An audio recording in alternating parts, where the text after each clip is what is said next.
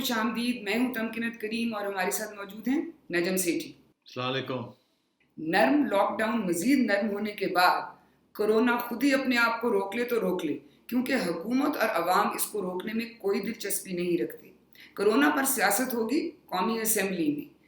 بلاول بھٹو وفاقی حکومت کو راستے کی رکاوٹ قرار دے رہی ہیں اور پنجاب اسکول شہر کاروبار کھولنے جا رہا ہے. چودھری نثار ایک بار پھر خبروں میں اور چودھری برادران نیب کے خلاف عدالت میں. کرونا کے حملے کے ساتھ ساتھ فصلوں پر ٹڈی دل کا حملہ، اور اگر یہ کافی نہیں تو انڈیا نے بارڈر گرم کر رکھا ہے. سیٹھی صاحب، یہ جو آج اجلاس ہونا تھا قومی رابطہ کمیٹی کا لاک ڈاؤن کے متعلق جو فیصلے ہونے تھے وہ تو کل تک ملتوی ہو گیا. تو چلیں آج کوئی چٹپٹی بات سے پروگرام شروع کرتے ہیں. جی ہاں، شروع کریں. آپ کو سنا ہے نا آپ نے جو چودھری نثار کے حوالے سے آج کل بڑا خبریں چل رہی ہیں. آپ کو میں سنوانا چاہوں گی کہ بات شروع کہاں سے ہوئی. جاوید لطیف صاحب نے ایک پروگرام میں پہلے کیا کہا اور اس کے جواب میں رانا ثناء اللہ نے کیا کہا. پی ٹی وی پر حملہ، پرائم منسٹر ہاؤس پر حملہ، ریڈ زون میں داخل ہونے دینا، فون کال ریسیو کرنا، کس کس کی فون کالیں آ رہی تھیں. تو آپ یہ کہہ رہے ہیں کہ وہ وزیر داخلہ چودھری نثار علی خان پاکستان تحریک انصاف کا سہولت کار تھا؟ میں بالکل کہہ رہا ہوں. میرے خیال میں یہ ان کی ذاتی رائے اور اسیسمنٹ ہے، تو ایسی بات کبھی بھی چودھری نثار علی خان صاحب کے متعلق جو ہے وہ نہیں کی گئی. اور اس دوران انہوں نے پروفیشنلی اور پولیٹیکلی جو ہے بالکل وہی کام کیا جو اس وقت پارٹی میٹنگز میں under the chair of Mian Nawaz Sharif معاملہ جو ہے وہ طے ہوتے رہے. تو جناب یہ تو اپوزیشن میں ہی ہے، مسلم لیگ نون کے اندر اپنی پارٹی کے اندر ہی پھوٹ پڑ گئی ہے. نہیں تم کہنا پھوٹ نہیں پڑی. میرا خیال ہے وہ جاوید صاحب تھوڑے میرا خیال ہے ہی گاٹ کیریڈ ہوئے، کیونکہ وہ اپنی بات کر رہے تھے اور وہ وہاں پھر یہ سوال آ گیا تو انہوں نے پھر کہا کہ دیکھیں عمران خان صاحب نے کیا کیا، اور ان کا کوئی ارادہ نہیں تھا چودھری نثار کو لانے کا. مگر پھر حامد میر صاحب نے اس قسم کا سوال کیا کہ حکومت تو آپ کی تھی تو یہ کیسے ہو گیا. عمران خان صاحب گئے اور جا کے اپنے لوگوں کو لے گئے تو پھر وہ بیچارے پھنس گئے. تو انہوں نے کہا نہیں وہ تو پھر ہاں وہ چودھری نثار جو تھے ان کا رویہ تھوڑا سافٹ تھا. تو پھر انہوں نے میرے خیال کوئی تھوڑی زیادہ ہی باتیں کر دی جو کہ اتنی نہیں کرنی چاہیے تھی. حقیقت تو ہے ان باتوں میں کچھ حد تک، مگر جو سازش کنسپریسی تھیری جاوید لطیف صاحب بنا رہے ہیں ایسی بات تو نہیں تھی. اچھا مگر اب آئیے آپ نے وہ پھر رانا صاحب کو پھر وضاحت کرنی پڑ گئی کہ نہیں ایسی کوئی بات نہیں ہے، یہ ذاتی اوپینین ہے ان کا. ایکچولی حقیقت کیا ہے تو ذرا تھوڑی سی اس پر روشنی ڈالنی چاہیے. حقیقت یہ ہے کہ اس میں کوئی شک نہیں ہے کہ جب دھرنا ہو رہا تھا تو نون لیگ کے اندر خصوصاً پرائم منسٹر ہاؤس میں یہ بالکل یہ بات چلی تھی کہ چودھری نثار بڑا سافٹ رویہ اختیار کیے ہوئے.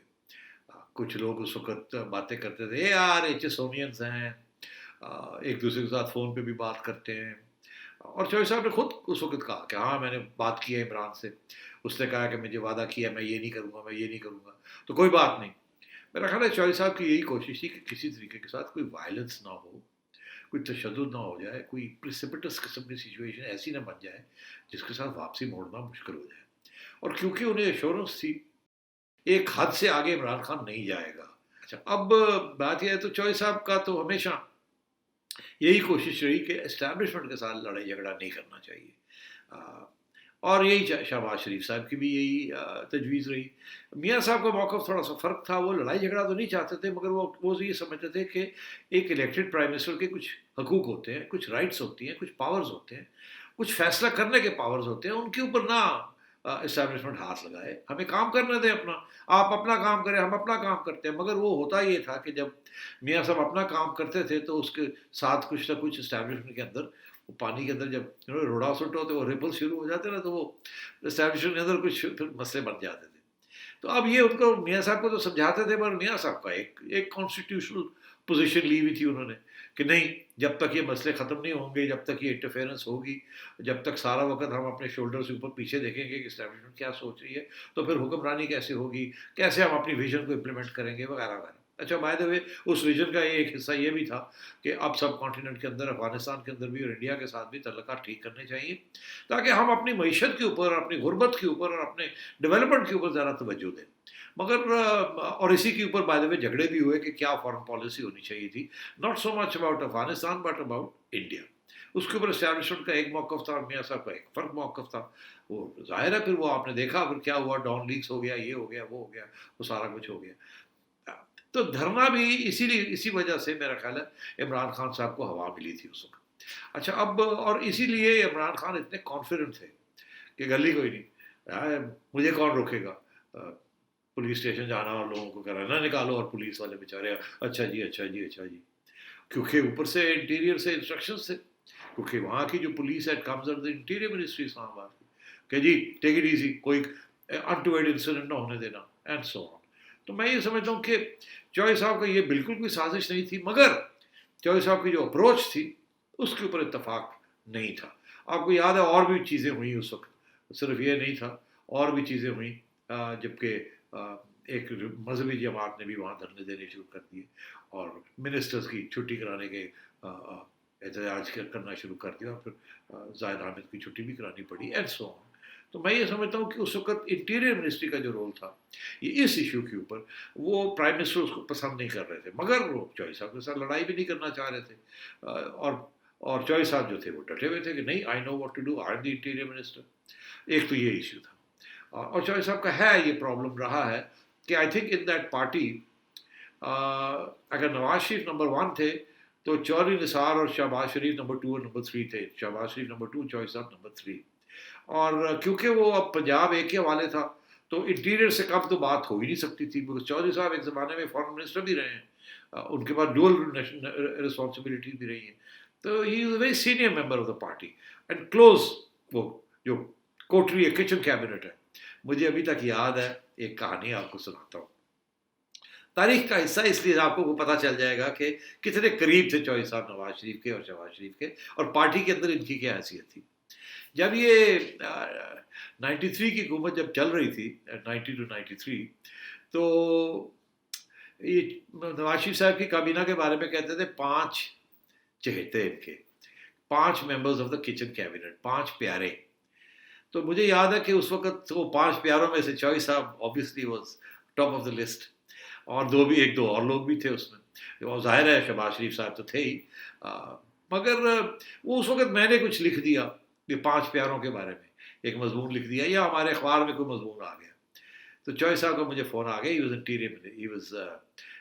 Not interior minister, he was मेरा ख्याल है शायद ये प्राइम मिनिस्टर सेक्रेटेरिएट में बैठते थे, अब मुझे याद नहीं है what was his designation at that, petroleum था या कुछ ऐसी भी चीज़ थी। मगर चौधरी साहब का मुझे फ़ोन आया कि जी एक कप चाय पिए। मैं गया तो चौधरी साहब ने मुझे ठीक ठाक खड़काया, कहा ये जो 5 प्यारे हैं इनके बारे में आप लिखना बंद करें।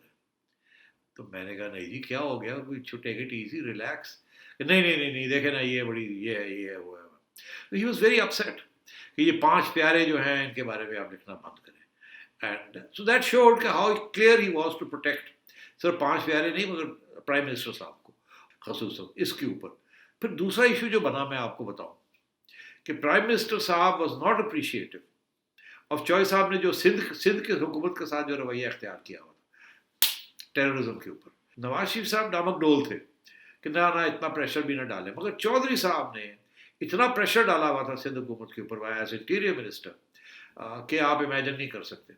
और उस वक्त भी शर्मिंदगी जो थी या जो गुस्सा निकालते थे जरदारी साहब या उनके लोग, वो नवाज शरीफ पे गुस्सा निकालते थे। आपको याद होगा जब रेंजर्स का ऑपरेशन वगैरह शुरू हुआ तो उस वक्त भी सिंध हुकूमत के ऊपर रेंजर्स ने इल्ज़ाम लगाने शुरू कर दिए कि यहाँ ये करप्शन है, हम समझते हैं कि corruption is also a form of terrorism.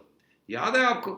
और वो फिर इतने अरब 265 बिलियन रुपीज़ का फिगर आ गया रेंजर्स हेडक्वार्टर से कि हमारा ख्याल है कि इतने यहाँ करप्शन हुई है वगैरह वगैरह। और उसमें ज़ाहिर है टारगेट वो आसिफ जरदारी, और उसके पीछे उनको सपोर्ट करने के लिए ज़ाहिर है rangers report to the interior ministry.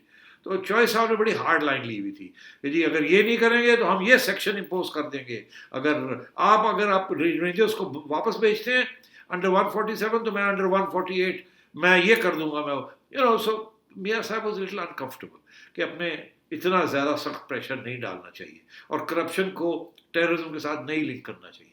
अगर चौधरी साहब ने खुली छुट्टी दी हुई थी, वहाँ भी डिफरेंसेस हो गए।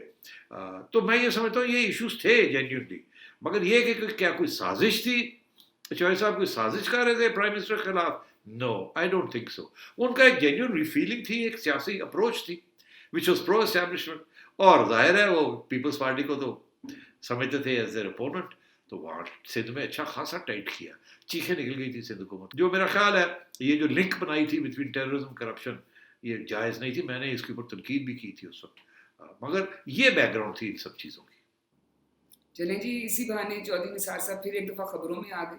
वो कहते हैं ना कि बदनाम अगर होंगे तो क्या नाम ना होगा। अच्छा, अब हम चौधरी निसार से एक दूसरे चौधरी की तरफ आते हैं, ये जो हमारे पंजाब के चौधरी बरादरान हैं, वो नैब के खिलाफ अदालत में चले गए हैं। वो कहते हैं हमारा 19 साल पुराना केस दोबारा खोला गया है और नैब के चेयरमैन को ये इख्तियारात नहीं होने चाहिए, और नैब जो है वो सियासी इंतकाम का एक अदारा बन गया है। तो मुझे बताएं कि ये सियासी इंतकाम आजकल चौधरी साहब से कौन ले रहा है? देखिए, हुआ ये है कि चौधरी साहब के खिलाफ नैब ने फिर कार्रवाई शुरू कर दी है, जिसकी वजह से अब चौधरी साहब भी परेशान हो गए हैं, और ये पुराना 20 साल केस एक निकाल लिया है, जिसके अंदर 2-3 पहलू हैं उसके। एक तो ये था कि एक लोन राइट ऑफ हुआ था या डिफ़ॉल्ट हुआ था, तो उस वक़्त एक नया डेफिनेशन डाल दिया गया था लोन राइट ऑफ और डिफ़ॉल्ट के अंदर, विच वाज के विलफुल डिफ़ॉल्ट, कि सोच समझी डिफ़ॉल्ट की गई, कोई जेन्युइन रीज़न नहीं था, बनाया गया कोई रीज़न। एक वो केस था, और इसीलिए तरीके के साथ फिर 2000 की मैं बात कर रहा हूँ, मुशर्रफ साहब का ज़माना था, नई नई नैब आई थी, जर्नैल वहाँ बैठे हुए थे और चल रहा था काम मामला, और वो फिर जाहिर है जब ये एलाइज बन गए मुशर्रफ साहब के, तो वो केस दब गया। अब वो फिर निकाल लिया नैब ने। मेरा ख्याल है कि आप वो सुन ही रहे थे, शेख रशीद साहब क्या कह रहे थे कि जी अब नैब आएगी टार्जन बन के, और अब दोनों तरफ को कुछ ना कुछ होगा। तो ये उसका पहला आपने देखा खतरा बारिश का, कि वो चौधरीज़ के ऊपर अटैक आ रही है और नैब की तरफ से।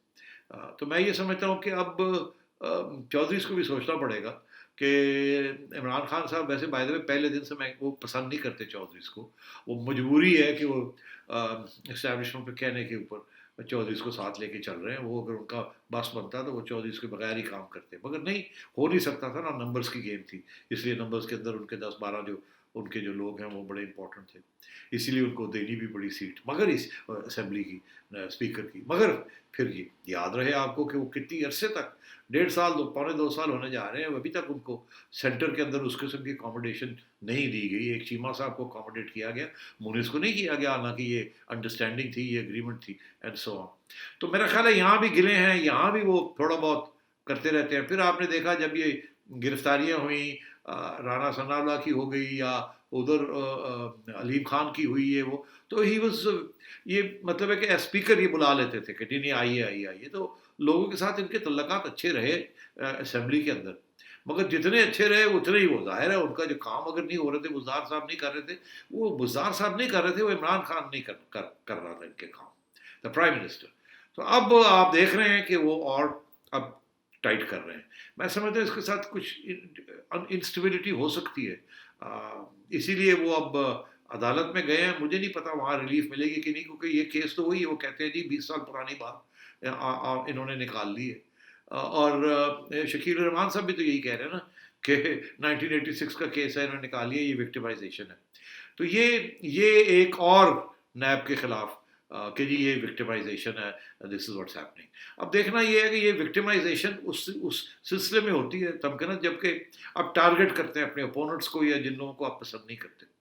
अपने लोग जब टारगेट होंगे तो फिर हम कहेंगे ये विक्टिमाइजेशन नहीं है, मगर अपने लोग कब होंगे वो तो अब हमें शेख साहब कह रहे हैं ईद का इंतज़ार करें, ईद के बाद आपको ईद मुबारक का मौका मिलेगा कहने का।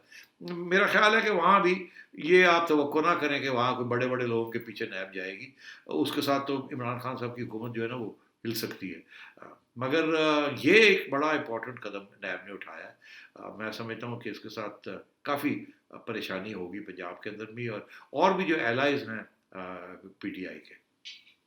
आपने इसको बारिश का कतरा कह दिया, बारिश का कतरा तो रहमत होती है, ये तो बिजली गिर गई है। नैब का केस तो कोई रहमत नहीं। बारिश, मेरा मतलब है बारिश के कतरों के साथ आजकल फ्लड्स का भी इम्कान होता है ना, ये मेरा मतलब। अच्छा जी, अब यहाँ हमें एक वक्फा लेना है, जब ब्रेक से वापस आएंगे तो मजीद सियासत की भी बात होगी, लॉकडाउन की भी और कोरोना की, ब्रेक के बाद।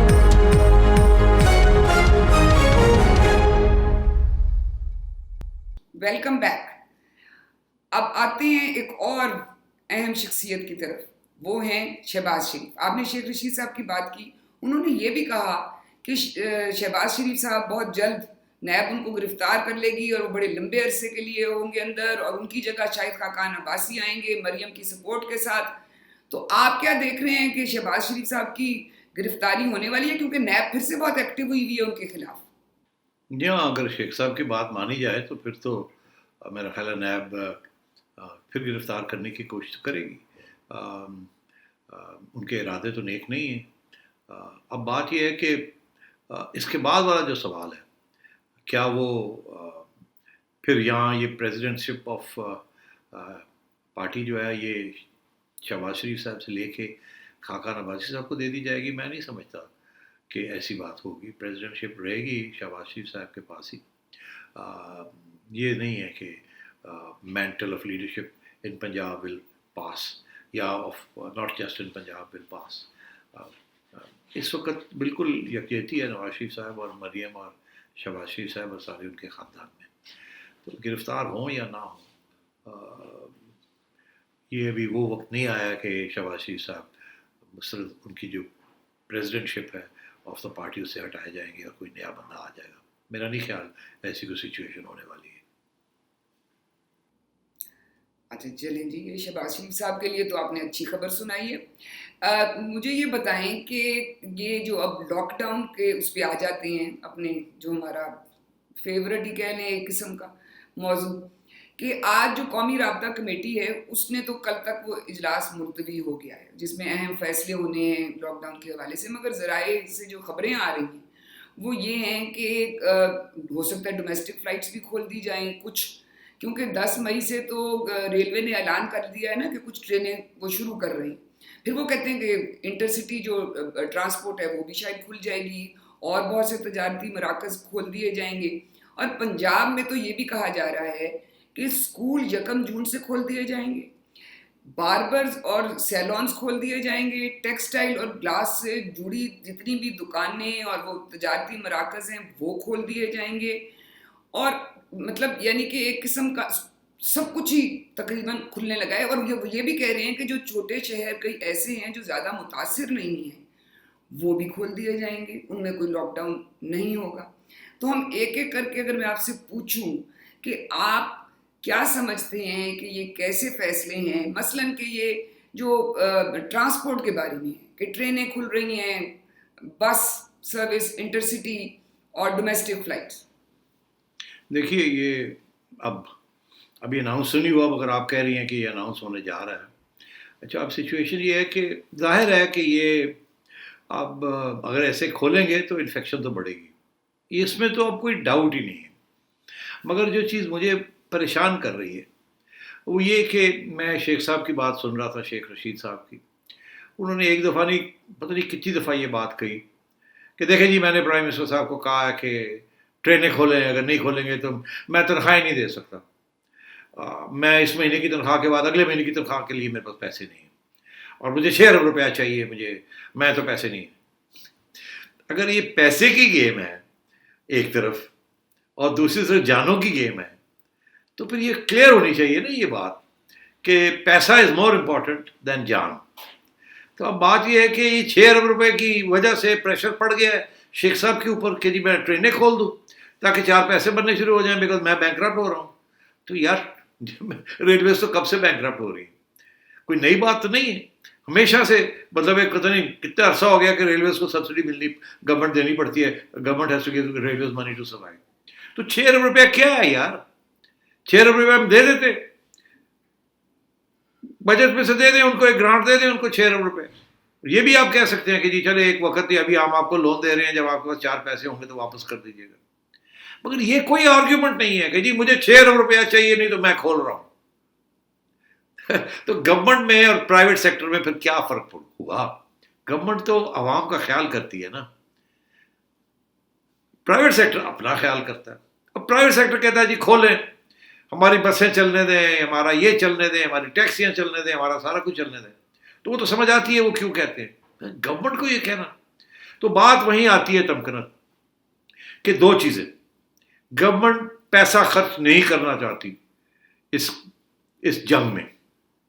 گورنمنٹ کہتی ہے پیسہ ہمارے پاس نہیں ہے, ہم خرچ نہیں کر سکتے, ہمیں کرنا بھی نہیں آتا, چلے پھر کھول دو, اللہ را خیر صلی اللہ.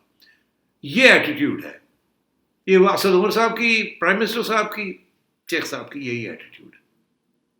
اور ادھر سندھ کے اندر فرق ایٹیٹیوڈ ہے, آپ نے دیکھ ہی لیا. اچھا اب بات یہ ہے کہ یہ اس سٹیج پہ جب سب کہہ رہے ہیں کہ کرونا بڑھ رہا ہے, ایوری ڈے خود پنجاب حکومت یہ بات مان رہی ہے, خود کے پی کی حکومت یہ بات مان رہی ہے, بلوچستان کی حکومت کو تکلیف ہو رہی ہے, وہ اور لاک ڈاؤن کی طرف جا رہے ہیں کہ نہیں لاک ڈاؤن چلائیں مر جائیں گے, یہ اور بڑھ رہا ہے. سندھ کے اندر بڑھ رہا ہے, جہاں ہمارا خیال تھا کہ وہاں کنٹرول کر لیا ہے وہاں بھی بڑھنا شروع ہو گیا. کیوں؟ کیونکہ لاک ڈاؤن, یہ ماسکس وغیرہ یہ سارا کچھ شروع ہو گیا نا, تو اس لیے وہ تو اور بڑھے گا, سب کچھ بڑھے گا تو مریں گے لوگ. اور میں پہلے دن سے یہ کہہ رہا ہوں کہ انڈر رپورٹنگ ہو رہی ہے. 2 وجہ سے انڈر رپورٹنگ ہو رہی ہے. ایک تو لوگ خود نہیں بتا رہے کہ ہمیں انفیکشن ہے کہ نہیں. دوسرا یہ ہے کہ جو لوگ مر جاتے ہیں گھر بیٹھے بیٹھے, ان کو کوئی ریکارڈنگ نہیں ہو رہی ان کی کہ وہ کرونا کی وجہ سے مرے, ان کو آرام سے چپ کر کے دفنا دیا جاتا ہے. تیسری چیز یہ ہے کیونکہ ٹیسٹنگ نہیں ہو رہی, گورنمنٹ ٹیسٹنگ پورا نہیں کر رہی. میں سمجھتا ہوں کہ اگر 10 ٹیسٹ ہونے چاہیے ایس او پیز کے مطابق, تو 3 ٹیسٹ بھی نہیں ہو رہے پاکستان کے اندر کمپیئر ٹو گلوبل سٹینڈرڈس. تو اگر ٹیسٹ نہیں ہوگا تو پتہ کیسے چلے گا کتنی انفیکشن. اور اس کے باوجود جتنے ہو بھی رہے ہیں اسے پتہ چل رہا ہے کہ جی بڑھ رہا ہے. اس صورت میں وہ سوال ویلڈ ہے جو میں پہلے دن سے کہہ رہا ہوں کہ لاک ڈاؤن کا مقصد کیا ہوتا ہے کہ انفیکشن کی جو بڑھ رہا ہے اس کو روکا جائے, روک کے پھر گرایا جائے, پھر اس کے بعد جب کنٹرول میں آ جائے تو پھر آپ لاک ڈاؤن کو آہستہ آہستہ کھول سکتے ہیں. دنیا نے یہی راستہ اختیار کیا, آپ نے یہ راستہ نہیں اختیار کیا. اور اب تو بالکل ہی حالات خراب ہو گئے کہ آپ نے کہا جی پیسہ از مور امپورٹنٹ, اس لیے پیسہ بنے لوگوں کا, مرتے ہیں تو مریں, ہمارے پاس بھی پیسہ نہیں ہے غریبوں کو دینے کے لیے. غریبوں اپنا خیال کرو, جاؤ جا کے کم کرو, نوکریاں کرو, 4 پیسے کماؤ, اپنا خیال کرو, ہمارے پاس نہیں ہے. تو مطلب اس قسم کی سچویشن ہو رہی ہے. تو یہ شیخ صاحب نے جو بات کہی ہے اس سے ساری بات جو ہے نا وہ باہر آ گئی ہے کہ جی میرے پاس 6 ارب روپیہ نہیں ہے. حالانکہ شیخ صاحب بڑی اچھی باتیں کرتے ہیں, مگر انہوں نے دیکھا نا موڈ کیا ہے پرائم منسٹر کا, انہوں نے وہی بات کی جو انہیں پتا ہے پرائم منسٹر کہ ہاں یہ بات ہے. تو اب کھولیں گے, انٹر سٹی ٹرانسپورٹ کھل جائے گی ایک پروونس سے دوسری پروونس. مائی گاڈ, ٹرینیں کھل رہی ہیں, ایسے ایسے کر کے جائیں گے لوگ. کون سے ایس او پیز, یہ کیا ہماری گولی دی جا رہی ہے کہ ہم ایس او پیز بنا رہے ہیں. ارے بھائی آپ کے یہاں وہ تھنک ٹینک کے اندر 20 S O Ps, 25 S O Ps, 5 S O Ps بنا لیں آپ. کہاں ہے آپ کے پاس امپلیمنٹیشن کا میکینزم؟ وہ کہتے ہیں ٹرینوں کے اندر ہم ہاف کیپیسٹی پہ چڑھائیں گے, اور لوگ چڑھ جائیں گے. کیا کریں گے آپ؟ ایک دوسرے کے اوپر فیملیز جائیں گی. ٹرینوں کے اوپر تو بہت کم لوگ ہیں جو کہ ایک بندہ جاتا ہے, عام طور پہ تو فیملیز جاتی, they are all stick together. کیا کریں گے آپ؟ اوپر نیچے زمین پہ اسٹیشنز پہ رکنا, آلو انڈے گرم, چائے پی لو. یار خدا کا خوف کرو یار, کیا کر رہے ہیں آپ؟ تو آپ کا خیال ہے ایسے کرونا وائرس جو ہے وہ کہے گا واہ واہ مزہ آ گیا, آج تک بڑے وکٹم مل گئے, اس کو بھی پکڑو, ادھر بھی لاؤ, ادھر بھی جاؤ, اس کو بھی کھا جاؤ. That's what's going to happen. تو اب آپ نے دیکھا انڈیا میں انہوں نے کیا کیا, انہوں نے کہا جی لاک ڈاؤن کر دیا, اور انہوں نے کہا جی ٹھیک ہے. کتنے لاکھوں کی تعداد میں لوگ جو تھے وہ سڑکوں پہ آ گئے, اپنے گھر جانے لگے. انہوں نے ٹرانسپورٹ نہیں کھولی, لوگ راستے میں مر گئے بھوک سے, نڈال ہو گئے, پانی نہیں ملا. No, lockdown is a lockdown, national lockdown کر دیا, آل اسٹیٹس کوآپریٹڈ. اب آہستہ آہستہ ریلیکسیشن شروع ہو گئی, بیکاز اسے کہتے ہیں نا اس کا بیک توڑ دیا انہوں نے. آپ کے ہاں تو آپ دیکھ ہی رہے ہیں جو سچویشن ہے, اور اب یہ اس طرف جا رہے ہیں. پھر آپ نے کہا اسکولس کھول رہے ہیں یا کھولنے کے سوچ رہے ہیں. اب اس سے بڑی حماقت کیا ہو سکتی؟ اور آرگیومنٹ یہ دی جا رہی ہے تب کہ وہ بچے ہیں ان کو تو کچھ فرق نہیں پڑتا, اگر ہو بھی گیا تو بڑی امیونٹی. कानों को हाथ लगाओ यार, जून जुलाई में इतनी सख्त गर्मी होती है, बेचारे बच्चे तो वैसे ही निडाल होके मर जाएंगे क्लासरूम के अंदर। वो ठीक है, वो एलीट स्कूल्स, अशराफिया के स्कूल्स एयर कंडीशन होंगे, पंखे लगे होंगे, बाकी बेचारे बाकी पब्लिक स्कूल्स जो हैं, जो कि गवर्नमेंट के स्कूल्स हैं या दूसरे स्कूल्स हैं, क्या होगा वहाँ? कमाल कर रहे हैं आप यार। और इस गर्मी में आप बोल रहे हैं क्यों? क्यों जी, वो उनके 2 महीने ज़ाया हो गए।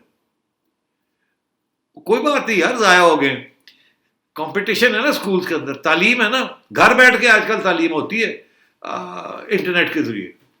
जिसने पढ़ना होता है वो घर बैठ के पढ़ता है, और आजकल टीचर ट्रेनिंग जो है ना, वो टीचर्स जो पढ़ाती हैं वो उससे बेहतर आपको इंटरनेट पे मिल जाता है। और ये स्कूलों की जिनकी बात हो रही है, सबके पास फोन्स और इंटरनेट है। अगर 2 महीने नहीं भी होते schools, what's the big deal? बच्चों की जाने इंपॉर्टेंट है। Can you imagine how important बच्चे जो हैं, उनके वालिदैन के लिए उनकी क्या अहमियत, इनके गवर्नमेंट के लिए तो ठीक है, इनके बच्चे तो एयर कंडीशन गाड़ी में जाएंगे और एयर कंडीशन गाड़ी में आ जाएंगे और शायद एयर कंडीशन क्लासेस में बैठेंगे। जब तक मेडिसिन एक नहीं आती, और मैं वैक्सीन की बात नहीं कर रहा हूं कि जो आके रोके इन द सेंस के होए ना किसी को पहले ही आप वैक्सीन लगा लें, no, I am talking about medical treatment, कोई एंटीबायोटिक, कोई इस किस्म की चीज़, जब आपको इन्फेक्शन हो जाए तो उसको ख़त्म करें, उस वक्त तक लॉकडाउन खोलना in any significant way is criminal. अब हमें कहा जा रहा है कि रेमडेसिविर और इस किस्म की दवाइयाँ जो हैं वो प्रोड्यूस होने जा रही हैं और वो आएंगी, देखा जाएगा। मगर ये कड़वा घूट कौम को करना पड़ता है, जंग के दौरान सैक्रिफाइसेस करनी पड़ती हैं। ये जंग से कम नहीं है ये कोरोना, और अगर आप इसको रोकेंगे नहीं, ये पता नहीं कहाँ कहाँ फैल जाएगा और क्या क्या ये कितना नुकसान कर देगा आपका। आपका ख्याल है अगर लोग बीमार होने शुरू हो गए और 15-15 दिनों में 20-20 दिनों के लिए घर लेट गए, तो आपका कारोबार, आपका ख्याल है चलेगा? कैसे चलेगा? So this is the time to knuckle down. Government की पॉलिसी सही होनी चाहिए अब, मगर नहीं, यहाँ तो वो रिलैक्स करने जा रहे हैं। ठीक, अब मैं क्या कह सकता हूँ।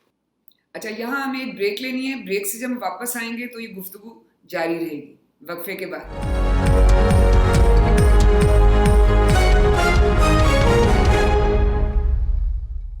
Welcome back. अच्छा, हम बात कर रहे हैं जो लॉकडाउन में नरमी की, तो बिलावल भुट्टो साहब कहते हैं कि वफाक बजाय हमारे से कोऑपरेट करने के वो हमारे रास्ते की रुकावट बन रहा है और हमारे पे इतना प्रेशर है कि हमें भी लॉकडाउन नरम करना पड़ेगा। तो ये प्रेशर उनका लेना जायज़ है? देखिए, प्रेशर तो आ गया ना, इंटरसिटी ट्रांसपोर्ट खोल देंगे, इंटर प्रोविंशियल खुल जाएगी, ट्रेनें शुरू हो जाएंगी, जहाज शुरू हो जाएंगे, तो वो तो फेडरल गवर्नमेंट फैसला कर देगी, तो फिर क्या करेगी बेचारी सिंध गवर्नमेंट? सो एक तो ये प्रॉब्लम है, ही हैज़ नो चॉइस। तो फिर वो समझते हैं कि अगर ये सारा कुछ हो जाएगा तो हम फिर क्या लॉकडाउन, कहाँ लॉकडाउन करेंगे और क्या करेंगे?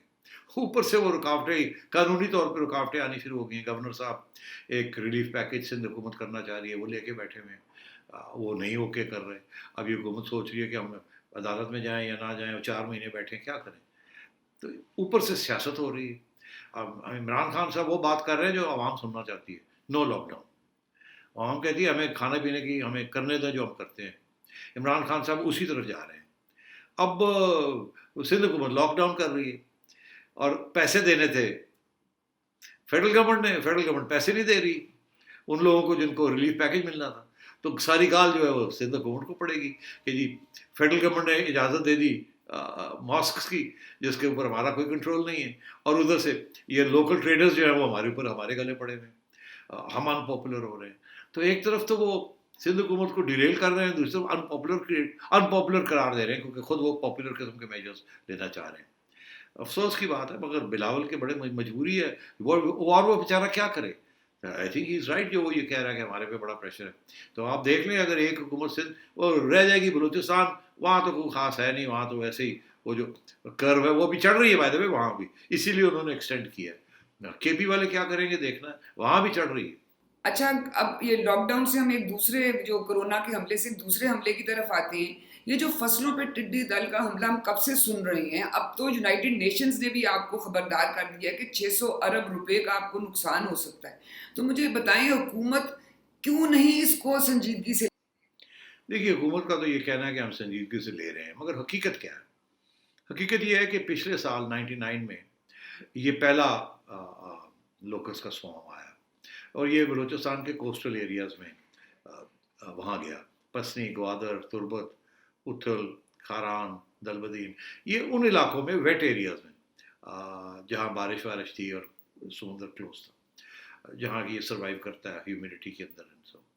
और ये पहले वहाँ आया और वहाँ उन्होंने आके वहाँ अंडे वंडे दिए और फिर वहाँ से गर्मियों के वक्त ये वहाँ से गया आगे, सेकंड जनरेशन जैसे आप कह सकते हैं, और आगे बढ़ा।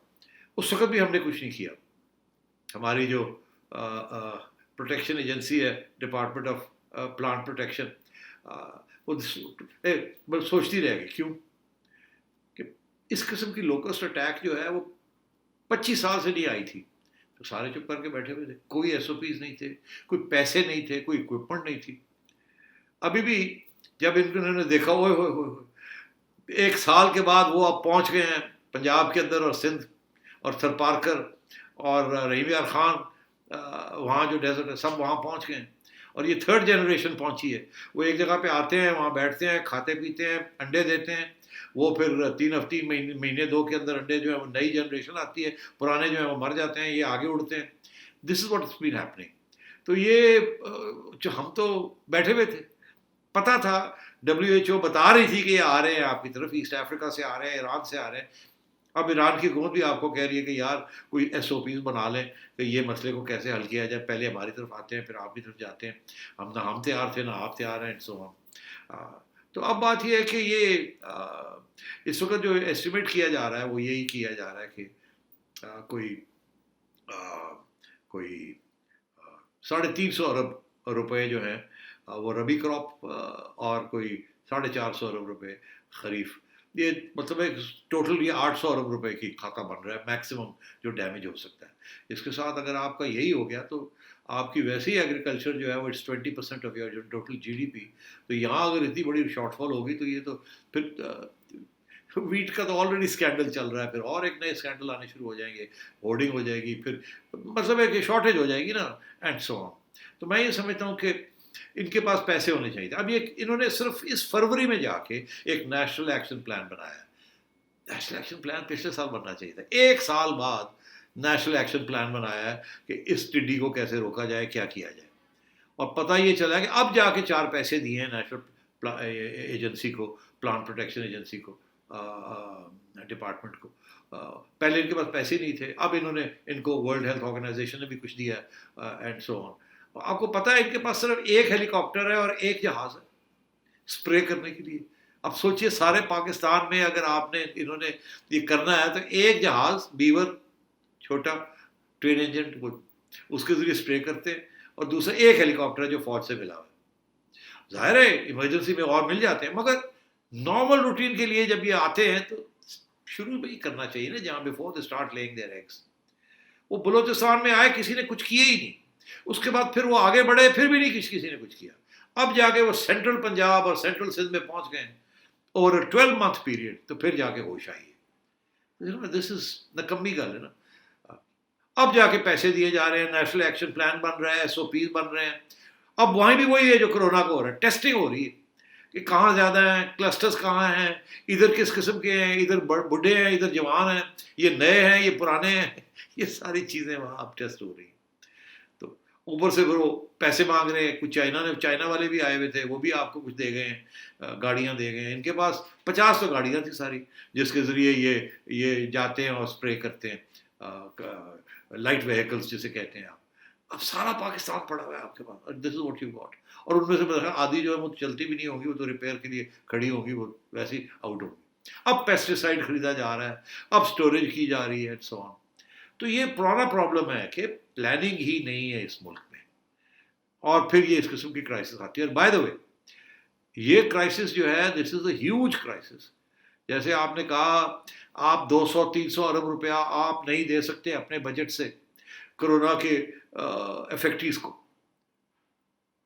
और यहाँ लोग कह रहे हैं कम से कम 300-400 अरब रुपए का नुकसान हो जाएगा, ज़्यादा से ज़्यादा 800 अरब रुपए का भी हो सकता है।